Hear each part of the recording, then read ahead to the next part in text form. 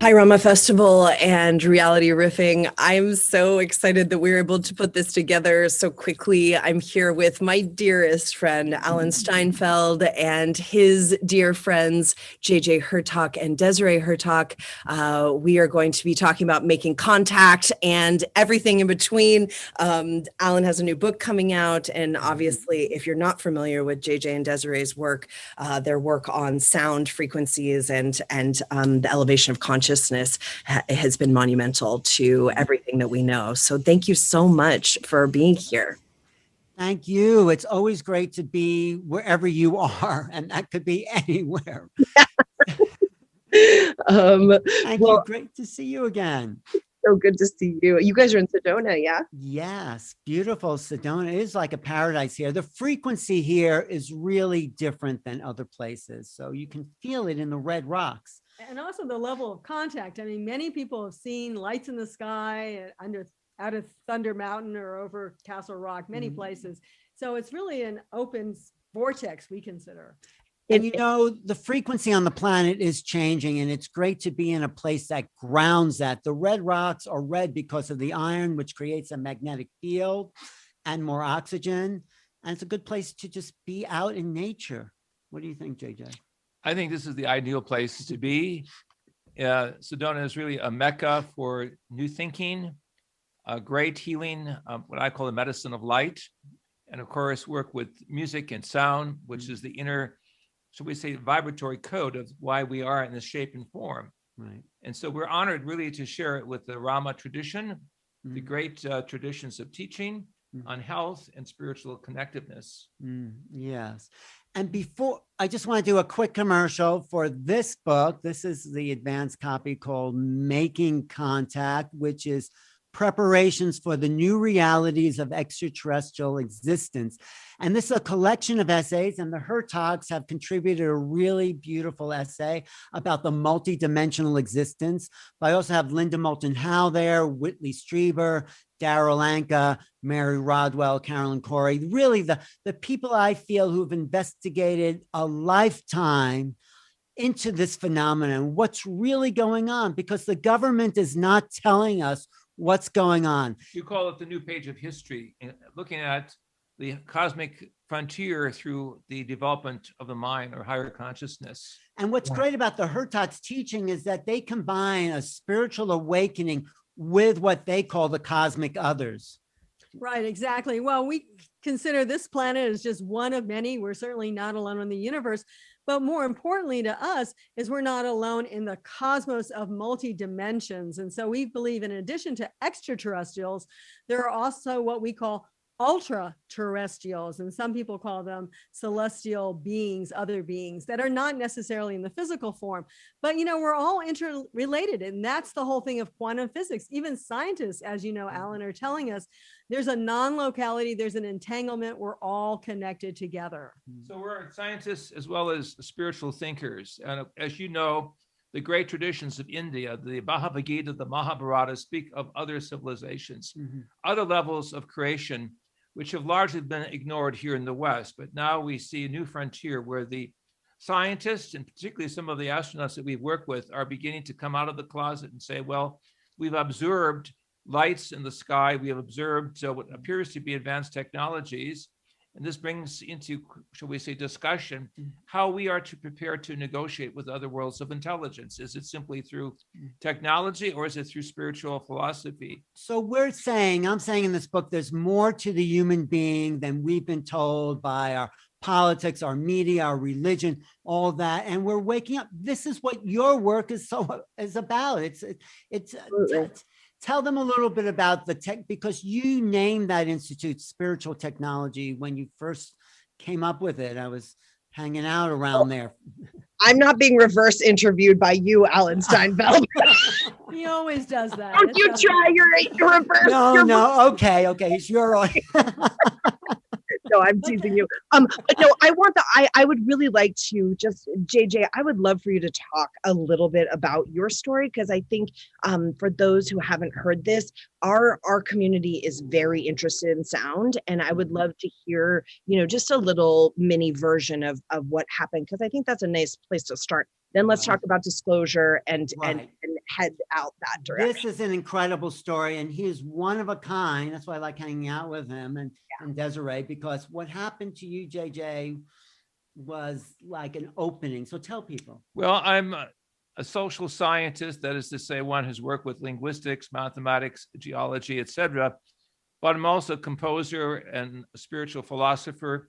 I was hired by Walt Disney's brother back in the 1970s to work as a faculty member of California Institute of the Arts in Southern California. And I had the opportunity as a composer to work with Ravi Shankar from India, Leonard Bernstein, some of the great musical composers.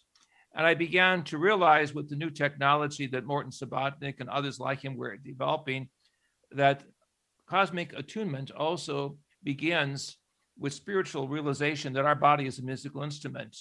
Ravi told me when he was playing the sitar, how he could leave his body, go into the audience and look back at his physical body. And I said, your 10 fingers are like 10 elephant trunks. Shall we say, crocheting the spirit of the universe. And so in my search for the divine, I began to use Sanskrit, Hebrew, ancient Aramaic, and Egyptian mantras to see whether or not the sounds would evoke a higher state of contact and experience. And in early 1973, I had that experience that I read about in the Keys of Enoch. We're in deep meditation and using sound, structures, sacred mantras. Suddenly a sphere of light appeared before me. Out of this sphere of light, a being of intelligence appeared by the face. A mental contact took place, and I was asked if I was ready. And I said I was, in deep humility. And from that moment, my body physically was bilocated into another dimension. The sounds were, shall we say, literally of a higher vibratory frequency. I would compare it to, if you have musical background, those of you who are seeing this program, to the F sharp, A sharp frequency on the piano, which is the basic sound structure of Mother Earth. That I was pulled to the higher frequency. I heard these celestial melodies that are comparable to the ragas and also to certain forms of mystical music that we find in the ancient Near East. And I then had experienced these beings of light, which changed my whole reality, recognizing that our universe is multidimensional and our Mother Earth is really a schoolhouse, and people here have to wake up and feel the vibration of life. Otherwise, people are basically sleepwalkers. They go around in a body that's not awake. So he was gone for 3 days with his body to these higher realms. And when he came back, he didn't channel, but he brought back, can you show us the book? This book called The Keys of Enoch, Book of Knowledge, which is so multidimensional that there's still revelations happening. Even this year, he found in his own writing some prophecies that he predicted that kind of came through in 1973. Such as the name of the vice president of the United States, the importance of what we call the black hole physics, of how one is able to transit different dimensions in the universe, things that normally would not be available or of interest to people, and should we say 48 years ago. I have a picture that I brought with me. I also want to say Desiree was there afterwards to witness the light around one him. of the other experiences that happened some 25 years later. Here, let me just put this up a little closer. I was in Mexico in the area of Tulum by the pyramids, singing again songs of glory to God, the divine source in the ancient Hebrew and Sanskrit, and a light appeared around my body, as you can see here.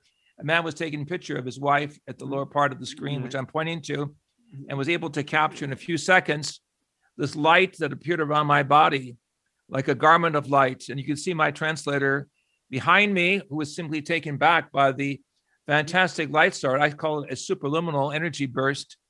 And this was a confirmation of events that I've had since 1973, recognizing that people should go beyond the extraterrestrial into the ultra-terrestrial, because there we find the spiritual understanding, the psychological understanding, the positive understanding that we're not alone in the universe. Right. To bow down and worship spaceships is not the way. And we have to understand that others in space who are, so we say, thousands of years more advanced in technology are just like us.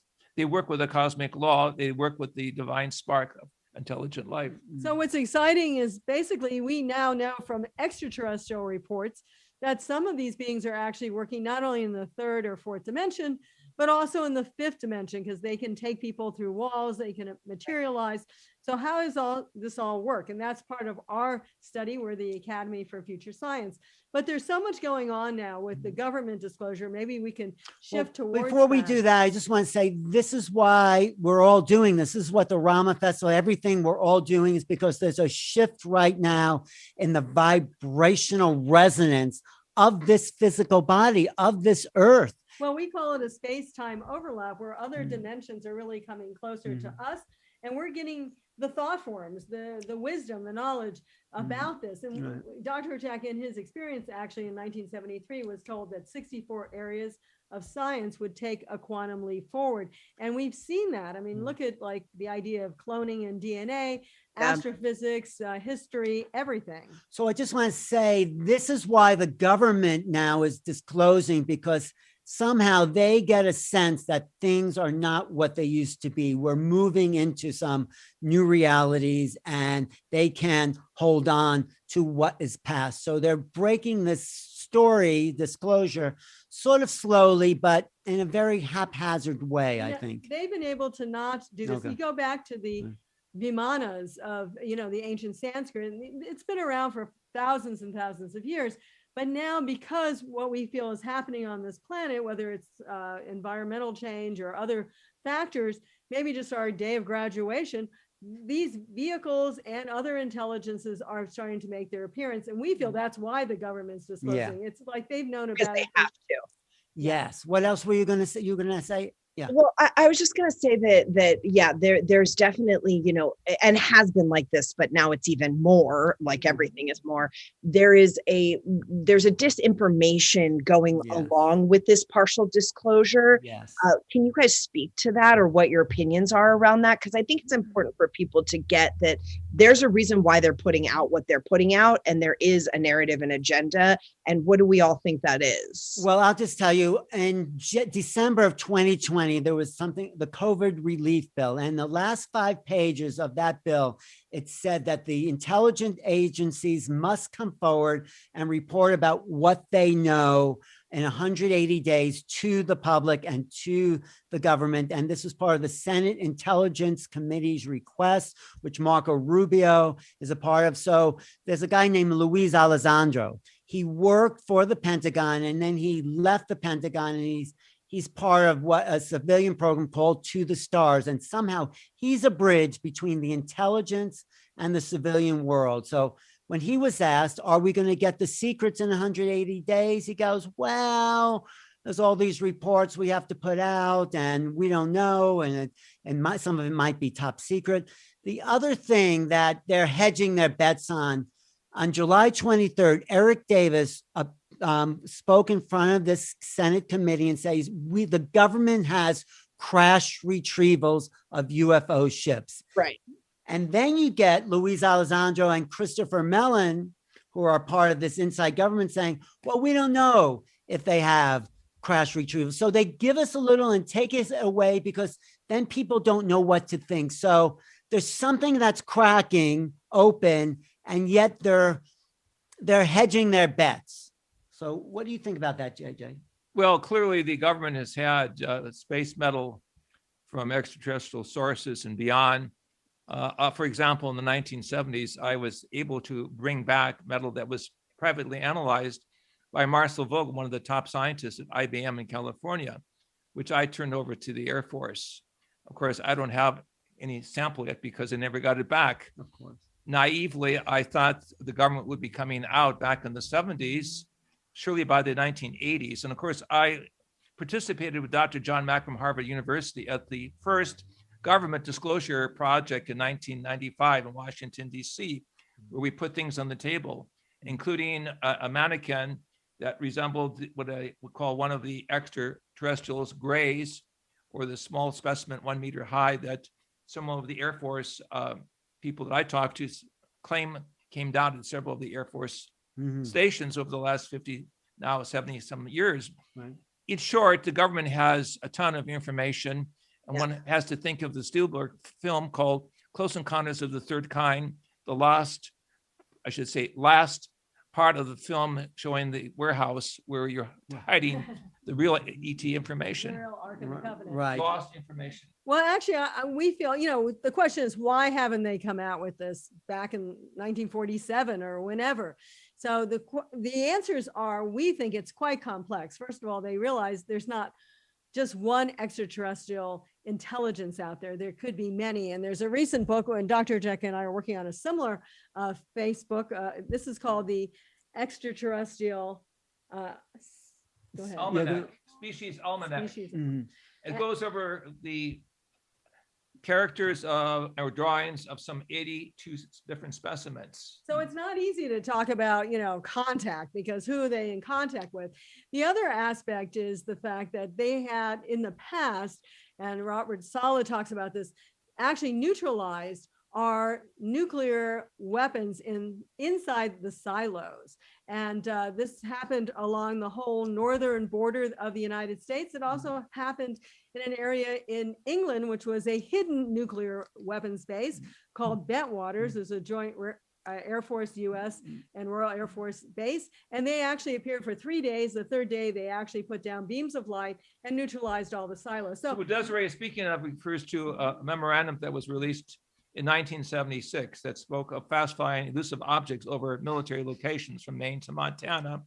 The second part of her conversation was an event in Bentwaters in 1980 that was looked at by both British as well as American intelligence officers. So in short, there's a mountain of information. The question is the American public ready psychologically and sociologically to accept the theme that we're not alone in the universe? Well, I think it's the government are they ready? Because what's really going on, I feel, is that they don't know what's going on. They don't know how to tell us there's things out there and we don't know where they're from, what they're doing, or what they want. So they're giving us clues, like they went from UFO to UAP. You heard the term UAP, which means unexplained aerial phenomena. So they went from objects, flying objects, to phenomena, meaning that this whole situation is more than just lights in the sky.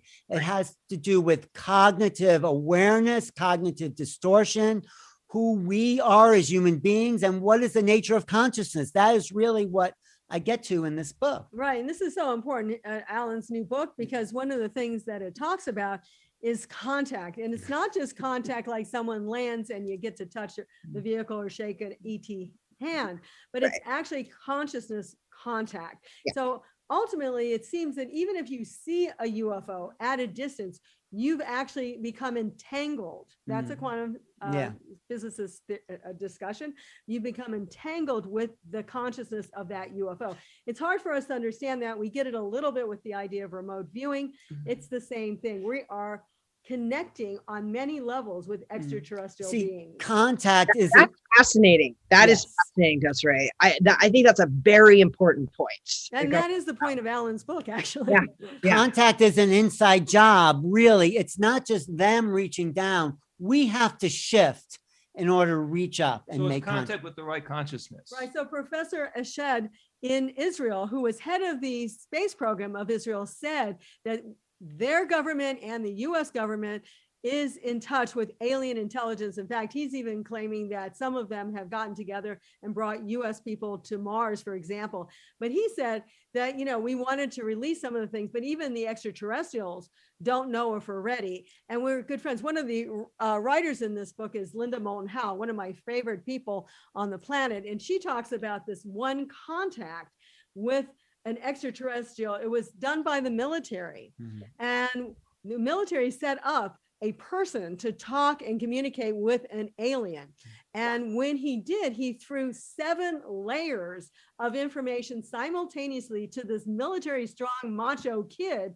And then on top of that was like a flame script. The guy passed out. I mean, that's really, so we have to be more lucid in consciousness. That's why meditation, all that breathing work, that is so important to build a solid foundation for making contact, because we need to shift reality in order to do this. Consciousness is the hidden variable for quantum transition. So consciousness is our specialization. I've had the opportunity to use sacred mantras with several astronauts that I work with, government leaders of other countries, social psychiatrists, shamans throughout the world know that we have within us the ability to work on a higher frequency of the mind, and that will open the perceptual doors, not only of the mind, but also the human heart, to recognize that we are brothers and sisters in space. Now, the traditional approach by the naysayers was to assassinate the character of those who are bringing forth new information. And this is why I want to say, for the audience not familiar with the work, we have also another book called Mind, Dynamics in Space and Time with Dr. Elizabeth Rauscher, who is the top female mathematician in the United States, working at Stanford Research Institute. This large book goes into the research with consciousness, the ability to communicate over space and time, over vast distances. So we are credentialed scientists. We have worked with the top people behind the scenes in various countries who are recognizing that world governments, by and large, have to go through what we call disclosure, putting the facts on the table that we're not alone. Okay, thank you. Now, Go ahead. we shift to you. Well, because we want to have the audience recognize that we have many interesting pictures and diagrams of the abilities to project, for example, to Egypt, into different parts of the world with the power of the mind, to go through the archaeological areas and to come up with information by the power of remote viewing. And people may say, why is this important with extraterrestrials? Well, we were associated with a gentleman called Dan Bursch, and he supposedly was one of the microbiologists at Area 51. And he claims to have seen face-to-face and worked with face-to-face an alien intelligence that they had underground at Area 51. But he went one step beyond, because when he interacted with this alien being, actually the alien being threw thoughts into his head so that Dan saw his whole planet and what his whole lifestyle was about. So, you know, they can talk, from what we know, they can speak, but the most part, they don't. They prefer this mental communication, and we're starting to grow into that. And we feel the whole idea of a space-time overlap is giving us the knowledge, the wisdom, and the understanding of how to make that greater connection, not just with extraterrestrials, I want to emphasize that, but even with other cosmic beings. Absolutely. I mean, I think that in the yogic sciences and traditions, we use certain types of meditative, sacred kind of whatever, we call it tradikam, but yantra, mandala, whatever you want to say. And these images, I'm sure, are in some way in that category to basically train the optic nerve to have the pineal gland secrete appropriately to be able to actually perceive the multi-dimensional reality. And I think that's where all of this kind of comes together. And there's actually something, JJ, that I think is fascinating about that in the yogic scriptures. They say that there's all of these portals of entry in the physical body to the sacred places on planet Earth, and that you can traverse those sacred places through meditative and yogic and breath practices. My late colleague, Dr. Lee Sanella, wrote a book on Kundalini, and he was explaining how the seven chakras really are portals of experience. And so we have within our body the ability to move through vibratory sound.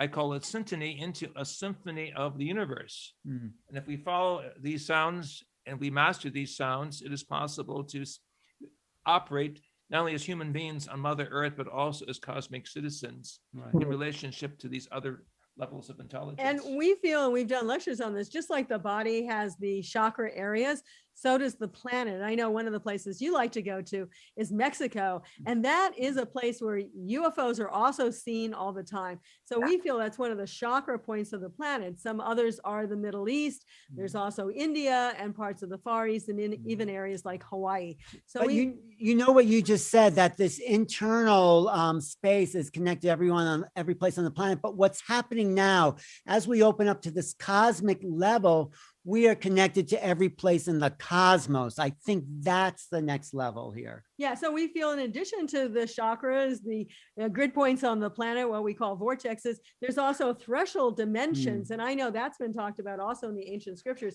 And we're starting to open some of those threshold gates. And those gates are being opened so that these other levels of intelligence are communicating. In fact, Dr. Hurtak, in his book, The Keys of Enoch, talked about how we've been in a state of quarantine, and this was back in the 70s, so it's not a contemporary quarantine. But basically, we've been protected so we can grow, so we can develop the pineal gland, as you're mentioning, and we start learning about ourselves. But in actuality, we're part of a cosmic interdimensional reality, and these gates are now opening, which is why we feel that the government knows it has to make its disclosure now, because otherwise they're going to be usurped by other alien intelligences. We have done musical testing of all of the sacred areas in Yucatan, Mexico, in some close to Mexico City, and we found that they all are aligned with the heart chakra.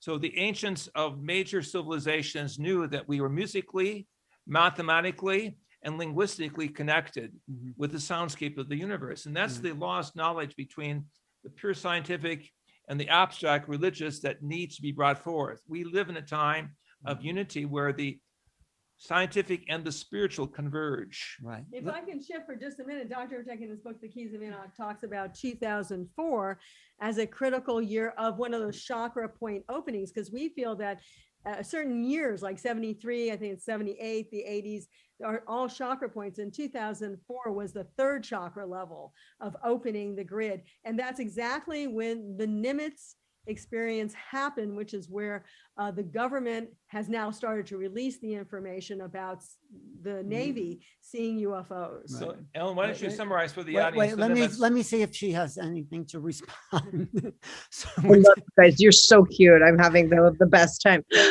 Just a little sardine in here. So much genius in one little sardine window. No, I was just going to say that what is your opinion in terms of the rips in time space that have opened unnatural portals from the Nazi kind of thing, different kind of agreements with extraterrestrials, and then also Project Paperclip and the Fourth Reich? I mean, I think this is very important for what's happening right now, even with COVID and, all. Yeah, I think the COVID, whatever that was a kind of resetting of those time-space continuums that went off into these strange directions. So we had to regroup as a planet to kind of set the timeline straight, in a sense. So we had to go in and disconnect from the way things are done, so perhaps we could take a greater road to our higher potential. So that's why I think, whether it was artificially created or infused, it was a year-long spiritual retreat for the planet, for everyone to go in and reevaluate what do they want to do with themselves and reset their own personal timeline, and then maybe create a better future. So we are in the threshold of a new time. That's my opinion. What do you think, JJ? Well, addressing the observation that a lot of the technology of World War II was misused and perhaps influenced by, say, negative cosmic forces. All of this is coming out really through the work that's being championed by the new work of Harold Puthoff and Tommy Long and others, who are looking at, should we say, the not so positive use of the extraterrestrial scenario. And I think the government has used these negative stories to keep the positive information under wraps. And I think this is very important. We see the complete picture that we are, and our ancestors have been in touch. We'll talk about with cosmic intelligence. Well, first of all, the Mahabharata from India spoke thousands of years ago of wars in space. Paperclip at the end of World War II, under the administration of President Truman, brought in secretly German scientists from Mexico to the United States, and they were given an opportunity to work in the area called White Sands, New Mexico, and testing rockets, which eventually led to the Americans on the moon. But besides the positive use of science, we know that science was used negatively, and now this is being explored in relationship to events that seem to be documented underneath the ice of the Antarctic continent, namely habitats that were used by earlier societies and civilizations. Right. I have to say, I mentioned that 64 areas of science would take a quantum leap, and they have been. If you go into any one of these areas, we're at a precipice now. Like right now, they've been able to, electromagnetism is a force. It's electric and magnetic fields that usually work in harmony. Now they're able to start splitting the magnetism off the positive energies. So there's so many things. Look at cloning. I mean, not only are they cloning dogs, I think they're recently looking at the mixture of a monkey and a human. There's so much going on. So really, in a sense, we're at that point where we have to not only make positive decisions in what we do, but also realize, and the extraterrestrials, I think, realize that they have to come here and give us some positive energy. Otherwise, we could take a downward spiral. Well, we are taking the downward. We're taking a technical drift towards self-destruction, thinking about putting weapons of mass destruction in space, which would destroy our biosphere. So we're putting all the information on the table as independent researchers, saying that beside official stories of why this has been covered up, there are other reasons in the human nature of why we need more education. But we also, no, I just want to say we need to know the technology we have innate in us. So Elon Musk wants to put chips in people's heads so they'll be telepathic. We are already telepathic. We just have to be told that and taught that. Do we want these things in our bodies? The whole movement away from the exterior technology to the inner technology is where our future lies. Absolutely. I was going to say, though, that when we went to Mars, and then the Russians did some probes to Mars called the Phobos Probe, it had actually nuclear systems on board, not as weapons necessarily, but it could be dual use technology. And so when it was going into its orbital insertion around Phobos, which is one of the moons of Mars, there was this elongated shadow that was tracked right before it completely disappeared. And we believe that alien intelligence actually took it out because they don't. The shadow was 26 kilometers long, so it was like a floating telephone pole. But they don't unknown technology. They don't want our energies up there in space yet, unless we change our consciousness. And that's where really spiritual awareness does come in. And it's not a matter of becoming more and more knowledge based. It's also becoming more and more heart based. And experience. So that's what I love about what you're doing with all your people that are so. We brought a picture from our forthcoming book. Desiree and I are publishing a book. This is one exhibit of one of the. What is it? This is a tall gray, as they're referred to, that has positive energy in the eyes, and you can see triangular forms in the face. And NASA, or one of the international news organizations, just released a clip of triangles, floating triangles in space. Desiree, would you talk about this? Yeah, so actually, this is interesting when you talk about disclosure. You know, in 2018 at 4 a.m, some people may have seen this, at least in terms of on the YouTube channels. People were driving by the Pentagon in Washington, Virginia area, and they saw this literally floating tetrahedron moving about it. Now, it's interesting that by itself would not be so great, but Jaime Maussan took a look at it, and 3 or 4 people actually reported, and some actually captured on film, that exact image. Now, in addition to that, in 2007 over the Kremlin, 2009 over the Kremlin, there was a similar vehicle. So they have been showing themselves not only just to people, but to direct government powers, the Kremlin, the Pentagon. So they're saying, hey, stop this, wake up. We don't want this kind of technology. You need to all grow up.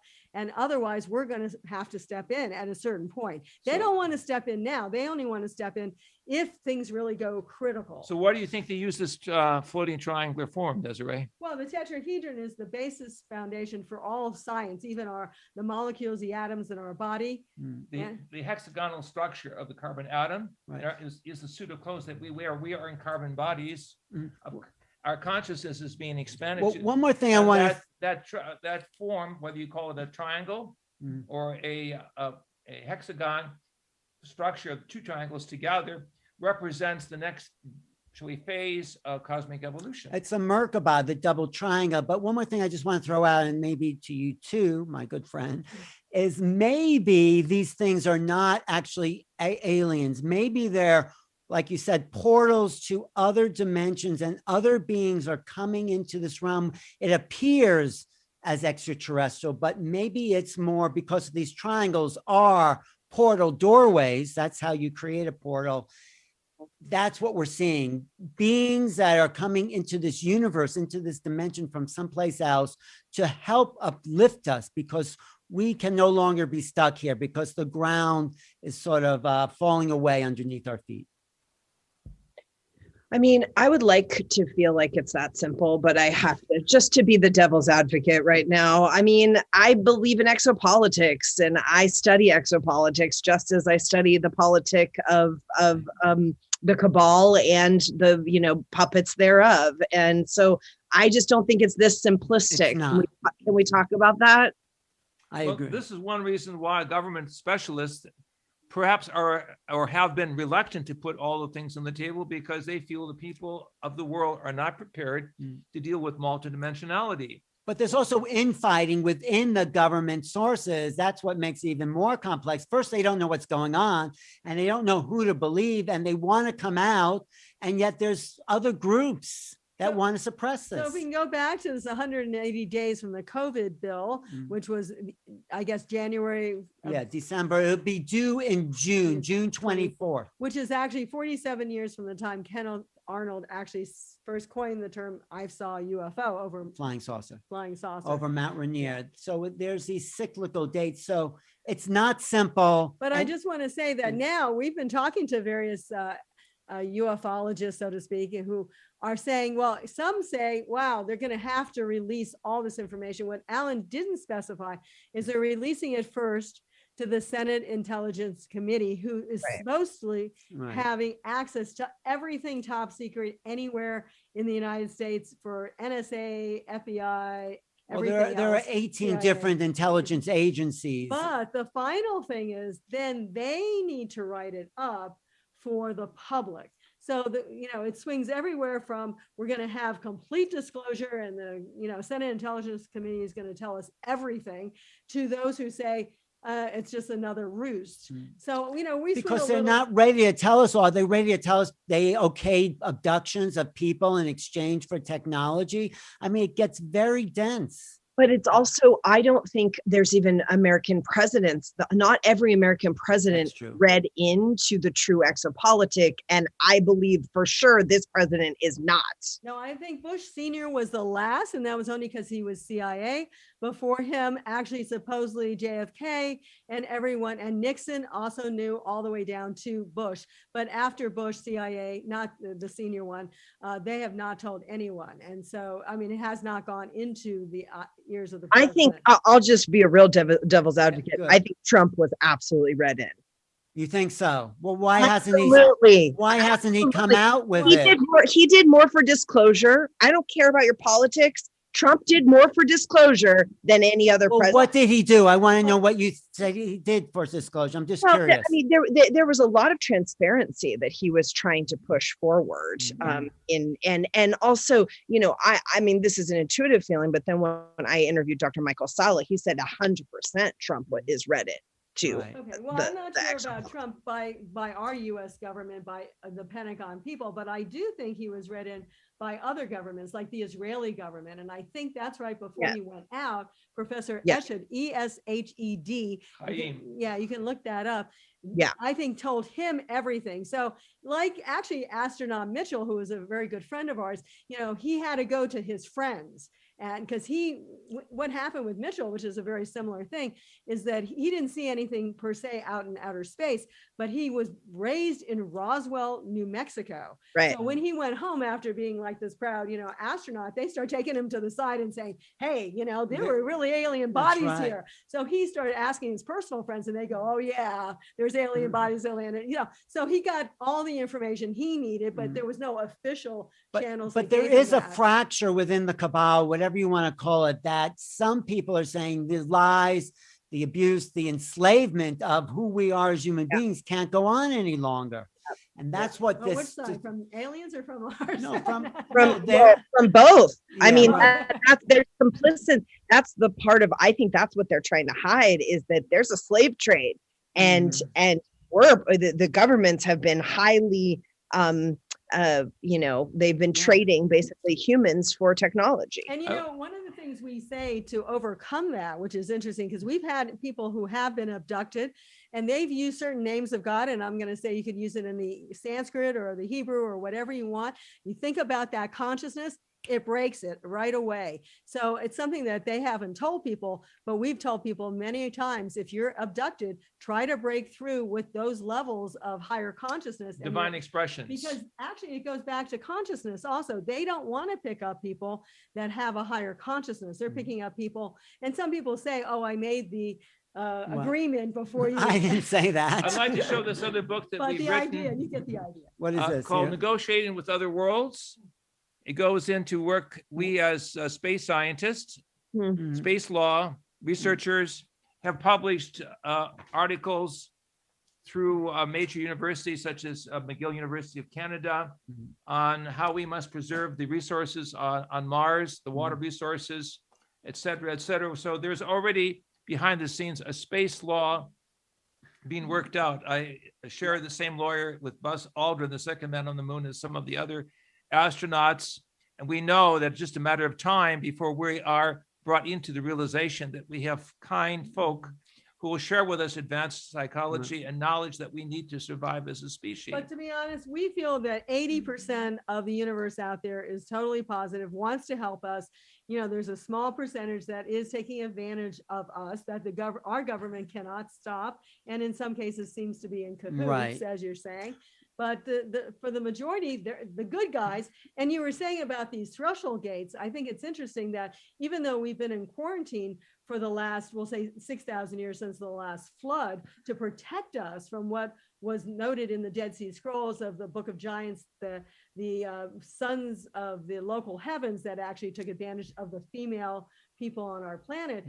But anyway, going back to that, occasionally they've been able to come through some of these. Well, it's portals that coming they through create. more. Don't you feel it's cracking? Don't you feel Well, yeah. that old structure is just kind of fragmenting away? So real spiritual awareness can be part of everyone's life. No, it has to be in the change what we're going to be experiencing. So how can we protect ourselves and how can we prepare ourselves? That's a good It question. comes down to having a positive consciousness, a greater love of the heart for all humanity, a greater respect for consciousness that doesn't stop with Mother Earth, but evolution continues to the stars. And this is what we illustrate in our award-winning films called The Light Body and The Merkaba, Voyage of a Starseed. And in this, we're taken into a multidimensional scenario of how we learn to take our baby steps and swim in space. And we would say also keep your consciousness linked to the highest possible reality that you can work with and imagine, because that focuses your energy and it calls in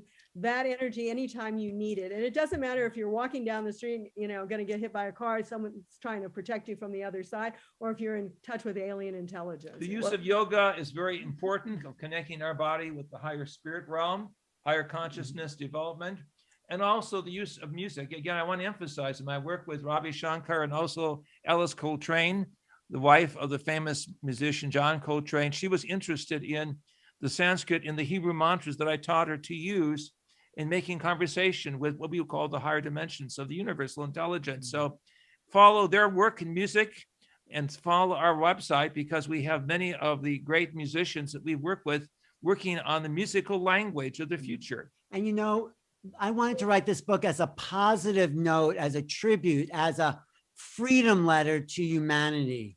So I go a very positive, optimistic route that we're going to make it into this next level of reality. And we're going to come into a time where creativity is abundant, love, possibility, compassion. This is the world we want to create. Yeah. As I show this picture also from one of my artistic friends in the Middle East, it's really by the area of the Dome of the Rock in the Middle East. It's the whole idea of how the spiritual and the physical body combine in ascension. Marvelous relationship to how the ancients all over the world, from India to the Holy Land to beyond, in the New World, recognized that there were those who developed their mind and body in such a unique way that they could ascend and enter into the higher worlds. Well, and that's what you're doing, aren't you? And that's the whole festival that we're all celebrating. Thanks to you and your associates, we feel very honored to be here. I would love to continue this conversation in other iterations. It was just such a delight to meet you both. And Alan, I'm so excited for this book. I think it's really, I know it's going to be a bestseller, and everyone who listens to this now and in the future, order Making Contact. Is it still pre-order, or you actually? Pre-order. It's out May 4th. So I'm going to come to Rama. We'll probably do an in-person event where everyone could show up. Maybe I'll bring the Hurtaks and some other people from the book. Whitley, Strieber, maybe Darryl Anka could come. They're all in this book because I wanted to go from the exterior, the exoteric, to the esoteric. So from the nuts and bolts to how it's affecting each one of us. How are we merging with this ET consciousness? Because we're not from this earth. We're part of something greater. And it's about time we all knew it, right? So here we are, waking up. I think this is just a formative book for this new era. And I just want to say to everyone, order the book, order the actual copy of the book. It makes a difference besides the Kindle. Order the book, pre-order the book, makes a difference for the first week of sales. Yes. So everybody listening now and in the future, order this book, Making Contact, as well as visit the great, I mean, you guys have done so much work. I mean, from the books to the music. Yeah. Can you give everybody your website? Right. So our main website is keysofenoch.org. So we're happy to have people. And we agree that we're part of a greater cosmos. And really, we're just visiting this planet, and it's a great awakening. We're all it's key that we're here now, because it's really the day of graduation is coming before us. It's very exciting times. Can't you feel the energy that's pulsing through all of this? So Schoolhouse Mother Earth is opening its windows and doors. So all of you throughout the world, be prepared for the, shall we say, the great thrill of realizing not only we're not alone in the universe, but we are also cosmic citizens, ready to graduate and have a passport to the cosmos. And start making contact. You can get it on Amazon. And it's always great. But follow those who share the great love of the divine spark and the understanding that we are here to help humanity, not to take, but to serve and to share and to grow spiritually. And it's always great to see you, my dear friend, Guru Jagat. It was so good to see you. And thank you so much, all of you, and more of this. And we'll see you soon, and bless you all. Thank you. Bye. Thank you so much for listening to another episode of Reality Riffing. These are conversations that I think are important with people who are doing great things in the world about subject matters that need to be discussed. If you enjoyed the content, the conversation, please feel free to share with your people, share with your friends and family, rate the podcast below, and also subscribe.